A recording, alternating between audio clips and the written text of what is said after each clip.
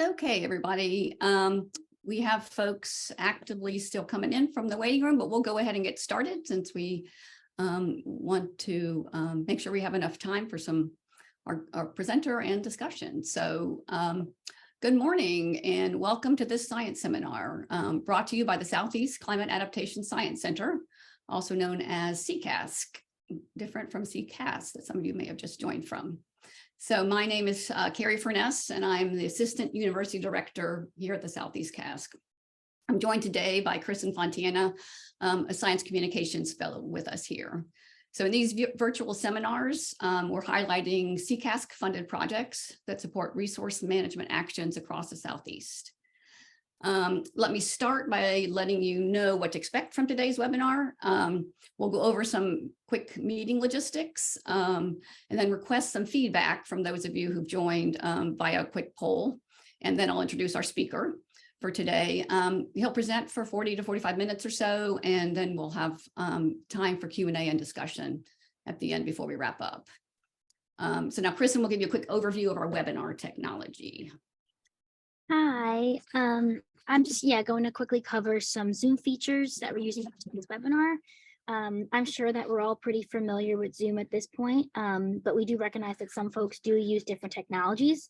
So I'll just point out a few things for you guys. The controls on the bottom left of your Zoom screen allow you to mute and unmute yourself. We will keep all lines muted and ask that you also keep your video off so that we can reduce distractions during the presentation. In the middle of the bottom bar, you can access the chat window. And I encourage you, if you have questions during the presentation, to submit them in the chat for discussion after the talk. We'll be monitoring the questions there and we'll pose them to our speaker during the Q&A session. We will also be recording today's webinar, and you can access and share the recording afterwards on the Southeast CASC website, on our Science Seminars webpage, and on our YouTube channel. Now we're going to launch a short poll just to get a bit of information about who is with us and to help us know how to continue to get information out about these seminars. So we'll give you about half a minute or so to fill it out. So I'll share the results here.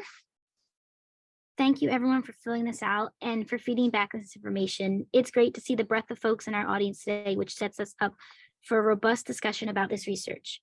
Now we'll turn over to our presentation. While we switch screen sharing, Carrie will introduce our speaker. Yeah, great. And thanks y'all for reading our newsletter, which is obviously where some of you got this information. So appreciate that. So so I am delighted. Joseph, if you want to start to get your screen share up, I'm delighted to introduce our speaker today, Joseph McIver. So Joseph is a recent graduate of North Carolina State University, where he investigated the impact of sea salt on freshwater mussel viability in organ systems as part of a SE CASC funded project and his Master of Science degree. So Joseph has held a variety of environmental positions in the private sector with the state of North Carolina and academia since 2015. And he was recently awarded the Richard L. Noble Best Student Presentation Award by the North Carolina chapter of American Fisheries Society when presenting these research results. So the title of his presentation today, you can see, is Impacts of Sea Level Rise and Associated Salinity Changes on At-Risk Native Freshwater Mussels and Their Habitats in Atlantic coastal rivers. So now I'll turn it over to you, Joseph. Thanks, Carrie, for the introduction. Already having some challenges. Okay. Well, as she stated, I'm here to talk about my research I've recently wrapped up, focused on the challenges with salinity changes in these coastal river systems due to sea level rise. So first, I'd like to thank my co-authors I have listed here. They helped me a ton and they did a lot of good work, and I appreciate all of them very much. I'd like to go ahead and acknowledge everyone else who helped me here, including our funding sources, which is USGS, and our host, the Southeast Climate Adaptation Science Center. So first, let's get into this. We're going to get a little background on freshwater mussels and the ecology and salts, and then we'll get into the meat of this research. So I'm glad to have you all here. So freshwater mussels, they are a mollusk. They're a bivalve, 2/2 of a shell. These were specifically focused on the family Unionidae. Historically, there were 300 species in North America, and 70% of those are listed under some sort of imperilment status. In the Southeast United States of America is the biodiversity hotspot for these animals in the world. So this is the place to be for freshwater mussels, Southeast United States. A little bit about their ecology. They're a sessile organism. They essentially, they don't move really. They can move vertically up and down in the substrate. So in the bottom of a stream or river. They reside in, like I said, streams or rivers or lakes. They feed on suspended particles in the water, and they also can feed on particles within the substrate they're living in. There's 3 life stages. So the Glochidia, which if you can see the cursor here, the Glochidia are these little tiny ones. They're the larval stage. The juveniles, which are right here, and the adults. So the adults are the ones that are producing these babies. And they have a really unique life cycle where, which I've depicted here or have put up this slide here, where they require a host fish for their reproduction. So they lure in a host fish with this little lure here. The fish will clamp on thinking it's a prey item that will release the Glochidia, which will then attach right here on their gills or even fins, where they will develop into these juvenile mussels, and then they'll drop off into the sediment where they can grow. And typically the Glochidia life stage, so these really little tiny babies, are the most sensitive life stage to different challenges. So that brings me to kind of some of these challenges or threats to freshwater mussels. The big ones are habitat destruction and alteration, water quality degradation, and they're really sensitive to ionic changes in water quality. So I think these photos do a pretty good job of displaying those challenges. The bottom right here is a photo of Fontana Dam in North Carolina getting built. So it's impacting that river system, an increase of sediments that has to do with the construction of the dam. These 2 photos here on the left, this is a hog farm in North Carolina that was flooded in 2016 due to Hurricane Matthew. So this kind of reddish brown color, that's the sewage lagoon of this hog farm. So it was flooded, and all of that sewage and all of those, whatever is in there, all that nastiness ended up getting into the river system, which is right there. So that's an example of how some toxicants can get into there. But what I wanted to focus on with this talk is salt, so the salinity. So this right here is a brine truck putting down a solution in preparation for a snow or ice storm, to keep the snow or ice from sticking. But once that thaws out, once the storm's over and it gets warm and the ice is gone, those salts end up getting into the river system, which is not too terribly good for freshwater mussels. So that brings me to focusing on the salts. So right now, I just want to talk about sodium chloride. NaCl, it's a known toxicant to freshwater mussels. It's used as a reference toxicant during acute toxicity tests. It can affect their ability to regulate their internal ions, and it can cause respiratory stress, so it can mess with their gills. It can cause mortality to these animals. And this is Winnie the Pooh. I just thought this was a nice little picture of Winnie the Pooh getting a little educated on salt. So now I want to give some background on what an acute toxicity test is. So typically acute toxicity tests are done to discover the toxic concentration of a substance, for instance, sodium chloride. So you expose your organisms, in this case, your freshwater mussels, to various concentrations of that substance over a specified time.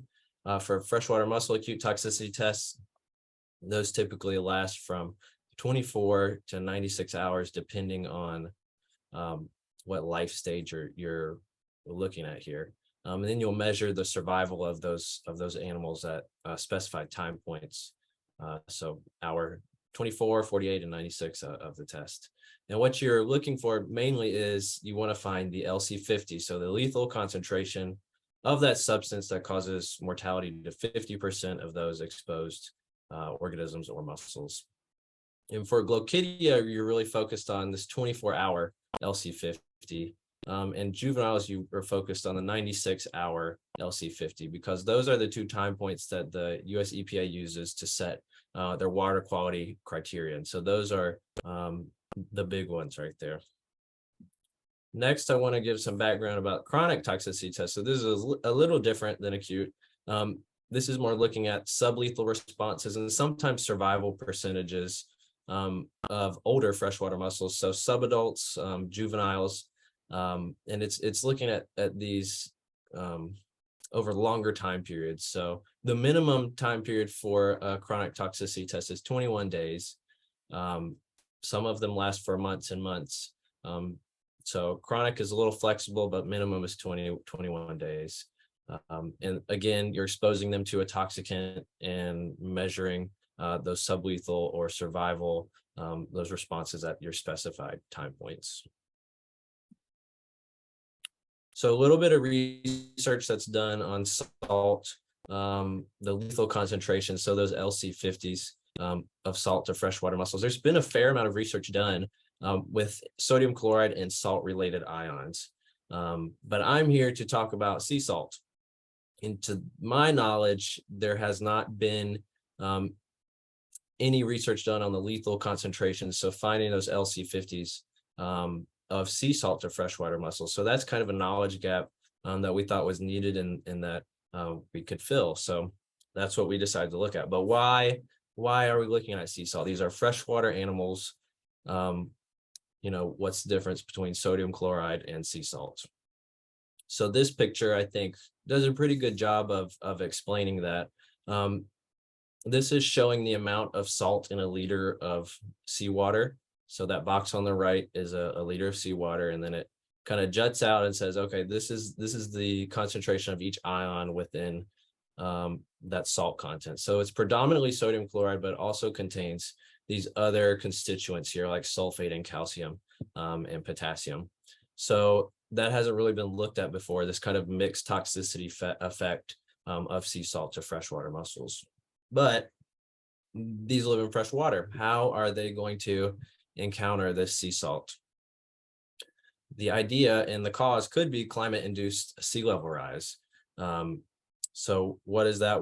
It's kind of self-explanatory. Sea levels coming up and getting into these freshwater habitats, but how is this sea level rise happening? What are the causes? So number one of the main causes, there's really two main causes. And number one, the thermal expansion of ocean water. So that's kind of, as water heats up, it expands and it needs somewhere to go, kind of like this pot boiling over. If you've ever done that, that's the same principle here. Your water's getting hot and it's got to go somewhere, and it's going to go up and into rivers. Number two is, land-based ice melts. So this is landlocked ice that is melting due to changing climate, and it's increasing the volume of water in the ocean. So if you've ever filled up a bathtub and turn the tub off, you're ready to go have a nice relaxing soak. Then you get in and that water level rises as you get in. That's the same concept here. And as this happens, like I said, the water's expanding, it's increasing, it's going up, it's gonna kind of go to that path of least resistance. So this picture is kind of displaying what could happen in a river system with a meter of sea level rise. So this little circle on the left is maybe what it looks like today, but after a meter of sea level rise, you can see that the river is much larger at the mouth. So this is the ocean. The river is much larger now towards, where it meets the ocean. The coast has moved up. So this receding coastline, more water going into the system and reaching further up into these streams and rivers. And as that happens, it's going to carry, an increased amount of the salt concentration. That ocean is going to bring the salt with it. So this is a photo I pulled off of, there's a real-time salinity tracking system that NOAA has online, and you can look at a few different places in the United States and see what the salt content is at those places. So this is Chesapeake Bay. I took this screenshot at March 8th, 2022, so about a year ago. And the warm colors are high salinity concentrations, so about 34 parts per thousand, going all the way up to these purplish colors around 0 parts per thousand, and where it gets into the streams, the higher parts of the stream down here. So as that ocean level increases, it's going to carry that salt with it. into these upper reaches of the stream and freshwater mussel habitat. So a quick recap of the background. We now know freshwater mussels are important. I don't know if I stated earlier, but in their feeding strategies, they're always filtering water. So they're a really good source of a water, just a natural living water filter for us constantly cleaning our water. They're sensitive to changes in water salinity. Climate-induced sea level rise can cause the salinization of the freshwater mussel habitat. And we don't have a great understanding of how that how toxic that sea salt is to freshwater mussels. So this brings us to the good stuff here. We're going to get to our research objectives. So number one, we wanted to define the lethal concentration of sea salt to the early life stages of freshwater mussels, so the Glochidia and juveniles, by conducting acute toxicity tests. And number two, we wanted to examine the effects that sea salt has on the organs and the tissue ion levels of subadult freshwater mussels by conducting chronic toxicity tests using reconstituted water, which is a lab, kind of lab-made water, and natural waters. So first, we're going to talk about the acute toxicity test. So this is an overview of that. So life stages, I mentioned, Glochidia and juvenile. We used 3 Atlantic slope species. So this picture is just kind of saying generally Atlantic slope is right here. So 3 Atlantic slope species and 4 populations. We exposed them to instant ocean sea salt in an ASTM soft water, so that lab reconstituted water. And we exposed the Glochidia to this salt for 48 hours and the juveniles for 96 hours. And we wanted to define the LC50s for sea salt. So you may be wondering about the toxicant, instant ocean sea salt. What is that? It's a synthetic formulated sea salt that is made to mimic the ionic concentration of natural seawater. So just displaying the different ions here and their concentrations in instant ocean sea salt compared to natural seawater, they're very, very close.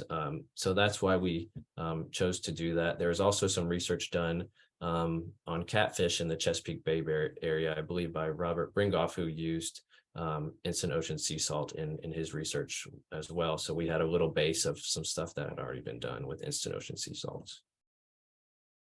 So how did we decide what concentrations of this sea salt to expose our mussels to? So this little photo I showed earlier, we looked at the natural salinity concentrations, which are occurring kind of along the East Coast, which range from about 34, 35 parts per thousand all the way down to 0. So we wanted to expose these mussels to salinity concentrations which they could be exposed to due to this salinization of their habitat and those river systems. So we chose these 6 concentrations and a control, so no salt. So our concentrations were 1, 2, 8.5, 12.5, 17, and 34 parts per thousand. So now we're going to get into our test subjects, our species here. These are our 3 species and 4 populations. So the alewife floater, the eastern pond mussel, the tidewater mucket from a river population and a lake population. That's where the 4th population comes in. So I will explain what salinity and non-salinity adapted means on the next slide. I believe all 3 of these species are listed as threatened in North Carolina. But to get these animals, we had to find them and collect them and propagate them. So with the help of the North Carolina Wildlife Resources Commission and the Virginia DWR, we went out and collected the gravid females. So these are the pregnant female mussels. So we collected them from these locations, and then we transported them to Harrison Lake National Fish Hatchery, which is around this area, just outside of Norfolk, Virginia, where they were propagated. So that's where the Glochidia and the juveniles were produced. And then when it was time to conduct our toxicity test, I went up there to the hatchery and brought them back to NC State. So let me explain this non-salinity adaptation and salinity adaptation thing. So this is sort of a hypothesis. You can think of it salinity adapted in quotes, okay? So these salinity adapted Atlantoconcha, they were collected from the Chowan and Nottoway River, which have experienced a natural exposure to salt. So I know in the Chowan River, near our collection site, there has been documented levels of 4 parts per thousand of sea salt near those collection locations. Whereas the Atlantoconcha from the non-salinity adapted ones are from Lake Gaston. Lake Gaston has been cut off from the river, so it's a dammed reservoir. It's been dammed, I think, since the 1960s. So there's been about 80 years or so where there's been no ability for any salt to get into that lake, or any mussels from a lower reach of the river to get into that lake. So any possible salinity adapted mussels, since they need fish to reproduce, the Glochidia can get hooked onto the fish, and the fish then could get into the lake, and those mussels could come from a more salinity exposed place. But since it's been dammed, there's been no ability for those mussels to get into that system. So that's kind of a hypothesis, thinking that the salinity adapted mussels would have a greater ease of dealing with the salt than the non-salinity adapted. So we kind of wanted to look at that as well. So now the acute toxicity test design. So each of the 4 mussels on the left there, we conducted a 48-hour Glochidia test and 96-hour juvenile test, exposing them to those concentrations of sea salt ranging from 1 to 34 parts per thousand. For the Glochidia, we measured survival at hour 24 and hour 48. And for juveniles, we measured survival at hour 48 and hour 96. Within the Glochidia test, each treatment level, so each salinity concentration, there were 3 replicates within that concentration, and each little dish here contained about 250 mussels. With the juvenile test, once again, each treatment concentration consists of 3 replicates, except this time there were about 10 juveniles in each replicate. So now we get to the results. So these are the LC50 results for the toxicity of sea salt to the Glochidia mussels. I have outlined here the 24-hour LC50 because, as I stated earlier, that's the time point that the EPA uses for their water quality criterion. And we found that the LC50s range from about 0.3 parts per thousand to 3 parts per thousand, and that the non-salinity adapted Atlantoconcha were the most sensitive to sea salt. Just for fun, the 48-hour LC50s, so right here, you can see the numbers decreased the longer they were exposed to the sea salt, just meaning the longer they were in it, the more toxic it became to them. Now for the LC50 results for the juveniles.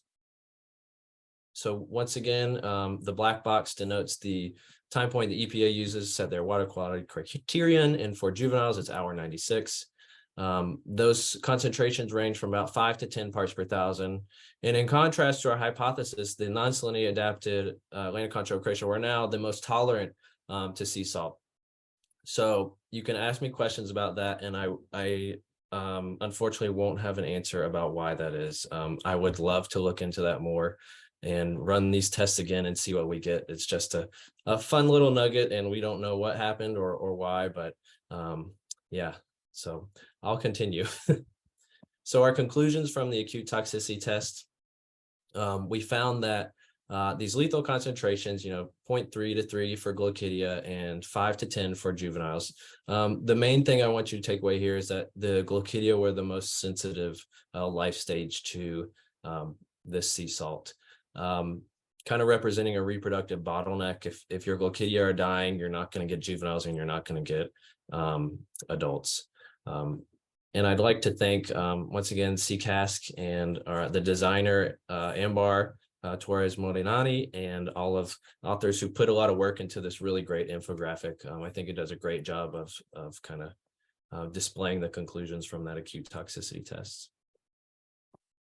So now a little reminder, we're going to move into objective 2. We wanted to examine the effects of sea salt on the organs and tissue ion levels of these subadult freshwater mussels in the reconstituted and natural waters by conducting the chronic toxicity tests. So a little overview. These were subadult mussels. Their average age was about 9 months. The test organisms, so those species are on the right, the Uterbeckia and implicata and the 2 Ocratia populations. We exposed them to the same toxicant, that instant ocean sea salt, but this time we put them in ASTM soft water, Lake Gaston water, and Chowan River water. We exposed them to this toxicant for 28 days, and we wanted to examine the effects on their digestive glands, their gills, kidneys, and the ion levels within their tissue. So being that we use natural water for a couple of these tests, that was a big hurdle with this part of the research. So us being in Raleigh, we had to, I think once a week, go out to the Chowan River and Lake Gaston to collect water to run these tests. So I think it was a whole day affair and a lot of driving time to go get this water. So this is some photos from, or these are some photos from all of that fun. This man is Clayton Lynch. He was my technician at the time, who's now a graduate student at NC State University, and he bared my presence for that time, and he did great work. So I want to thank Clayton. Once we collected the water, we put it in the van, and this is what it looked like in the lab. We got it back to the lab where we could use it for our toxicity tests. So the design of our chronic toxicity tests, I'm going to break it up into 2 little pieces here. First, I want to point out the Uterbeckia implicata test. So this was conducted in just the ASTM reconstituted water. So each one of these boxes here represents a jar of mussels. Each jar had about 10 to 12 mussels in it. So we exposed Uterbeckia implicata to these 4 concentrations of instant ocean sea salt, 1, 2, 4, and 6, in that reconstituted water. And we sampled them for the organ tissue, organ analyses, and the ion tissue analyses at specified time points, which I'll get into in a second. We also took baseline samples for comparative purposes. So those were mussels that had not entered into any salt. So we could say, hey, these mussels are what's supposed to be a healthy looking gill compared to a mussel that had been in the 6 parts per thousand of sea salt. This is what it looks like compared to a nice mussel, a nice healthy mussel. So just wanted to clarify that. Next, we conducted these 2 tests. We did them at different times, but I wanted to show them together because it makes sense. So the non-salinity adapted Ocratia, we exposed them to, so they're from the lake, and we exposed them to salt in the river water, and vice versa for the salinity adapted Ocratia. So we exposed them to salt from within lake water, being that they're from the river. So we kind of wanted to get at a kind of reciprocal transplant experiment. So if you can think of, maybe you put lake mussels in the river and river mussels in the lake in a natural setting, how would they fare when they're exposed to salt? So that's what we were getting at here. And we did not expose them to 6 parts per thousand of sea salt, and I'll get into that in a minute. And kind of the reason behind a reciprocal transplant experiment was maybe there needs to be some augmentation of the populations in the future. So maybe if some of the mussels in the river get exposed to sea salt and they die off, can we use these lake mussels to replenish that population? So now I want to get into the sampling for this histology, the organ tissue analyses, and the ion chemistry analyses. So we sampled these mussels at the baseline, so day 0, 7, 14, and 28. And then we preserved them in Davidson solution for histology for 1 to 2 days, and then we transferred them over to 70% ethanol. And then for the ion tissue analyses, we just froze them at -20 degrees. And we did that for 3 mussels per replicate for each of the sampling and each of the analyses. So for the histology and the ion chemistry analyses. So we did that by essentially, this is a glorified oyster bar. So we shucked the mussels by severing this adductor muscle right here, the anterior and posterior adductor muscle. Once you do that, the muscle will release and open up, and it will allow you to carefully take out all of that body tissue in there. So this is a process of that happening very, very smelly process, but it's good. So after we sampled these mussels, we sent them off to Frank Weber at RTI, who conducted our ion chemistry analyses, and Tal Van Horen, who's at NC State, who conducted the histology analyses. And these are the statistics we ran for those various tests. So we ran a two-way ANOVA for the ion chemistry and a Kruskal-Wallis multiple comparisons test for the histology. And we used a Bonferroni correction for all of those comparisons and crazy p-values we got. So hence the keep calm. Bonferroni fixes everything. Okay, so now we're going to get into our results. So we had some really, really interesting survival results with this chronic toxicity test. For the Uterbachia implicata, we found these mussels exhibited a lot of mortality, 70% by day 2 of the test in the 6 parts per thousand treatment, and 43% mortality by day 4 in the 4 parts per thousand treatment. And there was no mortality in the control 1 or 2 parts per thousand treatment. So these were mussels exposed to the salt in the reconstituted water. For the Ocratia, each Ocratia test, they exhibited no mortality in any of their exposures. So that's why we didn't want to expose them to 6 parts per thousand of sea salt, because our goal was not to we didn't want to kill these mussels before it was time to sample them, because we were trying to get at those sublethal effects.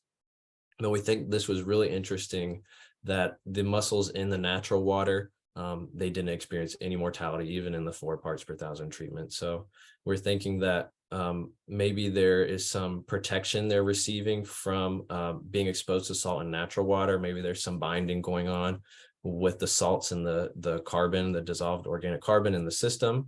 There are also different species here. So there's some really, really neat results with this right here that I'd love to see more research done on that. So now getting to the histology results. So looking at these effects on the organ tissues. This is for the Uterbachia implicata. The box on the left is for the digestive system, and the box on the right is for the gills. The x-axis is the sample day, and the y-axis is an index score. So the greater the damage done to that organ system, the higher score it received. Each little point you see there is an individual sample, and the box you see is the mean of samples within that treatment. So what we found here is kind of what I'm pointing out with the arrows and the pink circle. So we compared the means to the baseline mean, which is that pink square at day 0. And we found that the Uterbachia implicata that was exposed to 6 parts per thousand of sea salt and 4 parts per thousand of sea salt at those sample days, they had a significantly greater amount of damage done to that digestive system than the baseline mussels. And on the gill system, there was a significantly greater amount of damage done to the Uterbachia implicata at day 28 in that 2 parts per thousand of treatment. So it's kind of like the fast, quick, hard, high exposure to sea salt impacted the digestive system very heavily. We think that's why the mortality occurred. But these mussels that got to stay in the salt for longer, it looked like it was taking some time, and it would mess with their gills. So that kind of goes back to some of the research I talked about in the background, where it can impact their respiratory system. So I think that's a really cool finding we have with this research. So this is a comparison of those digestive tubules. So the picture on the left is a healthy, good mussel digestive tubule, and the one on the right is what ours looked like after exposure to those 4 and 6 parts per thousand of sea salt. So it essentially got dissolved very, very quickly when exposed to the salt.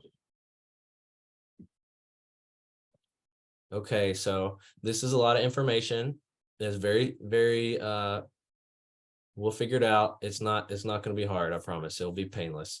But this is comparing the ion, so the ion tissue ion concentrations for the Elanoconcha ocratia, the non-salinity adapted, these 3 boxes on the top, with the salinity adapted ion concentrations for the ocratia on the bottom. So we're looking at calcium, magnesium, and potassium.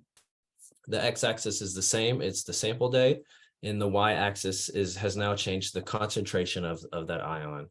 So what I really wanted to display here is just the range of values compared between these two populations.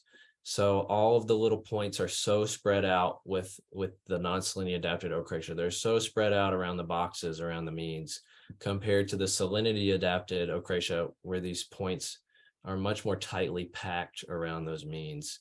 I think that was the big takeaway from the ion tissue analyses. It just kind of looked like the non-salinity adapted ochracia were having a more difficult time regulating their internal ions, bodily ion composition and levels compared to the salinity adapted ochracia. So I thought that was very, very interesting. So now we're getting to the conclusions of the chronic toxicity tests. Number one, sea salt can cause mortality to these subadult mussels within 1 to 4 days. The sea salt can adversely affect their digestive and gill tissues. That natural water may provide some protection. I'd like to look at that more. There's a study by Gillis, 2011, who looked at that with Glochidia, and she kind of found the same thing, that these mussels were more tolerant to sodium chloride in natural water compared to the reconstituted water. But I think it'd be awesome to keep looking at that.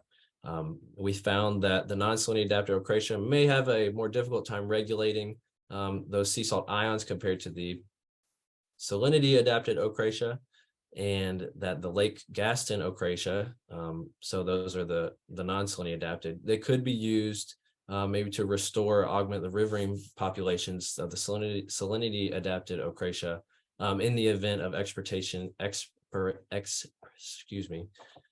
when mussels die in the lower reaches of river due to salinization, simply because they survived in those chronic toxicity tests when exposed to that sea salt. So if necessary, they could be used to help for some conservation concerns there. So this kind of brings me to the take-home message. So we think that this research contributes to a base knowledge of salt LC50s to early life stages of freshwater mussels and previously unknown sea salt LC50s. Glochidia are the most sensitive life stage to sea salt. So once again, that reproductive bottleneck, we want to protect the Glochidia so that mussels continue to have stable populations. I think there needs to be more research regarding the salinity tolerances in natural waters. I think there needs to be greater salinity monitoring capabilities in these lower portions of rivers. I had a little bit of difficulty finding salinity data. I kind of could find it for big, like well-known rivers, but each river is different and salt's going to get into each system differently and act a little differently. So it would be nice to have more widespread salinity monitoring capabilities. And lastly, I think this can inform mussel conservation concerns associated with climate-induced sea level rise in coastal rivers and salts in general. So I think I went a little quicker than I wanted to. We're at 35 minutes, but I just wanted to thank everyone here. And if you have questions, I think we have time for that. This is just a really cool study with lots of elements. So I'll open it up for questions, and Joseph is still sharing his screen. So if we need to go back to look at some of the data or some of the results in greater detail, feel free to ask for more clarification on that. All right, while people are thinking, I'm going to jump in with one. So Joseph, you mentioned the idea of some additional salinity monitoring needs. Would you be able to point to specific areas where that would be most relevant based on your knowledge of where some of these at-risk species, mussel species exist, or where we might like to have them exist if they aren't currently viable populations there now? I mean, it'd be great to have them everywhere. I know that's not possible, but I mean, we were working in the Chowan River in North Carolina, which is where those Ocratia were sampled from. And I found, searching through the EPA, Storet, and kind of these water quality databases, I found just a few, spotty samples of salinity monitoring. So specifically, yeah, it would be nice to have it everywhere. I didn't do a huge population assessment on where these mussels actually are. These were known locations provided by where the North Carolina Wildlife Resource Commission keeps an inventory essentially of where these mussels are, as well as the Virginia DWR. They collected the mussels, the Utabakia implicata and Legumia, the name change, the Sagitunio nasuta from those reaches, stream reaches in Virginia. So yeah, I think those entities would have a great knowledge base of where most of the mussels are, or where they know that they are, and ones that could be used or focused on for some protection there. Great, thanks. Other folks on the line have some questions. Feel free to raise your hand, or even just go ahead and unmute yourself if you have a question you'd like to ask, or put it in the chat if you prefer. I see in the chat, it says Maria Dunn, she forwarded the NCDWR's ambient water quality monitoring for salinity. That's kind of some of the data I got into, which is where I found, the Chowan at that collection site had experienced 4 parts per thousand of sea salt. It's just that they're so spotty. It's like those were from 2008 or something like that. So you just don't get kind of a steady stream of data.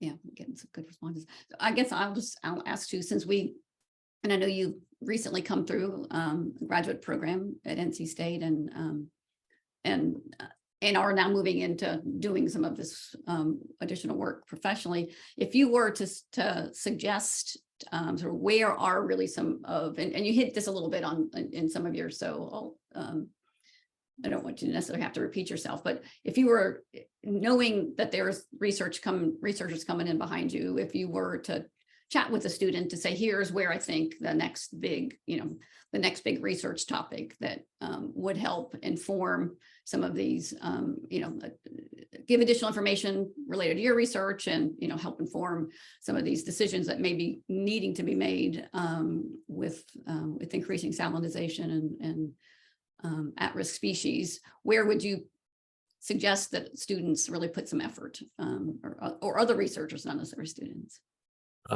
For me personally, the exposure to the mussels and salt in the natural water, I think that would be really, really cool to look into, because EPA, when they set these water quality criteria, and they're typically done in the reconstituted water, which isn't as environmentally relevant. It's really good for comparative purposes. And it really might protect mussels more, but I think it would be nice to see what they can stand in the natural water, and maybe get into more of what they actually can truly stand when they're exposed to it in reality. It's just a lot of effort to do that. It's like you need a field lab right there. So it takes a lot more time and effort to kind of do that stuff, unless you're right at it. Right. Yeah. Yeah, that in situ.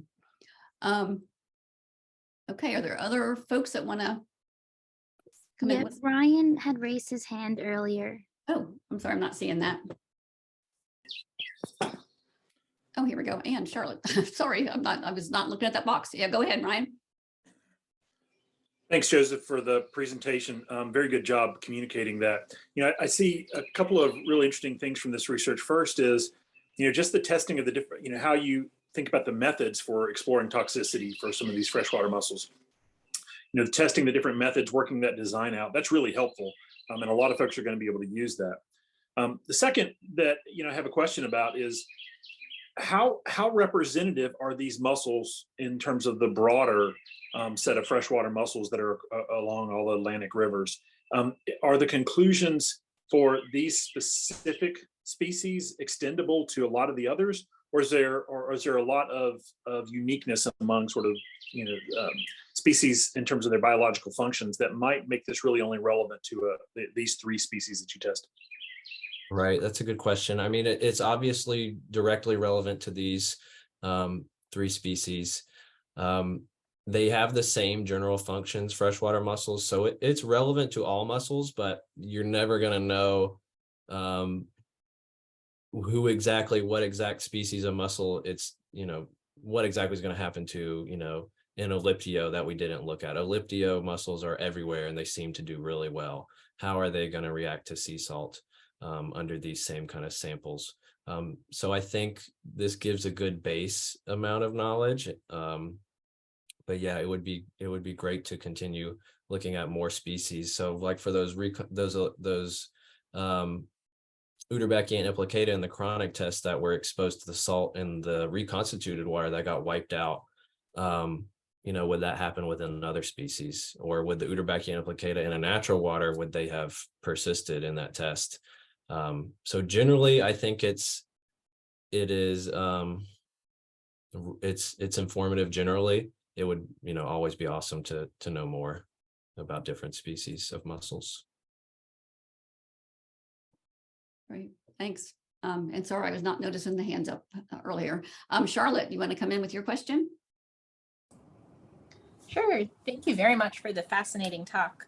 I just started working with SE CASC and I'm on a project related to how future changes in freshwater availability to coastal ecosystems is going to impact salinity and species. So I was curious, in some of your background research, when you were looking at these different tolerance ranges, first I was surprised to learn how focused previous studies were on just sodium chloride instead of natural sea salt. But my follow-up is there a good resource or database related to these salinity tolerance literature, or is it kind of scattered everywhere? So I guess that was kind of my question, is how hard or easy is it to find some of this information? Luckily, my advisor has been in the field a long time, so he could pass a lot of these papers along to me. We're working on publishing the chapter 1 right now for the acute toxicity test, where I've compiled all of these salt ions into a massive salt table. So hopefully when that comes out, that the paper we publish will be a good source where you could just in the supplemental data find all of that salt ion data, because it took a while to get it all compiled, because it's quite a bit of literature, but hopefully I can get it in one place, at least for the time being. That sounds like it will be really cool and useful to future researchers. And so as that comes out to publication, I definitely would enjoy to connect and use it as a resource in some of my work. So thank you. Sure. Yeah, thank you. Yeah, great, thanks. Other questions? And I am looking at the participant box, so I'll see if you raise your hand. Okay, and thanks, Brittany, for putting that. They just did produce a data release that is now available from the project. So, and we'll look forward to those publications coming out about it. Okay, so not seeing other questions. Well, we'll go ahead and just finish up, and then if others come in, you can go ahead and chop them in the chat. But we'd like to go ahead and again say thanks again, Joseph, for this really interesting presentation and really nice explanation of some of these results. Appreciate your being willing to share these with us and our users across the Southeast. And if you would like to stop your screen share, we'll let Kristen pop up with the last. And I'd like to just wrap up by letting you know, oops, hold on, about our next SE CASC Science Seminar, which is entitled Insights from a National Scale and Holistic Approach to to map estuarine vulnerability to projected change in water quality. And that's going to be presented by Lise Montefiore, who undertook this project and was also one of our former Global Change Fellows. So Brittany has put in the link to register for that. We hope you'll join us for that seminar. And wanted to also let you know that by registering for today's webinar, we'll also be subscribed to our monthly newsletter, in case you aren't already, where you'll be able to learn about upcoming seminars and other events. Of course, you're welcome to unsubscribe at any time, but we hope you won't. So again, thanks to everybody for joining us today. And thanks again, Joseph, for a really great presentation. So seeing no more questions, we'll go ahead and finish and wish you a great rest of your day. Thanks, everyone. Thank you for hosting. Thanks for having me. Thanks, Joseph.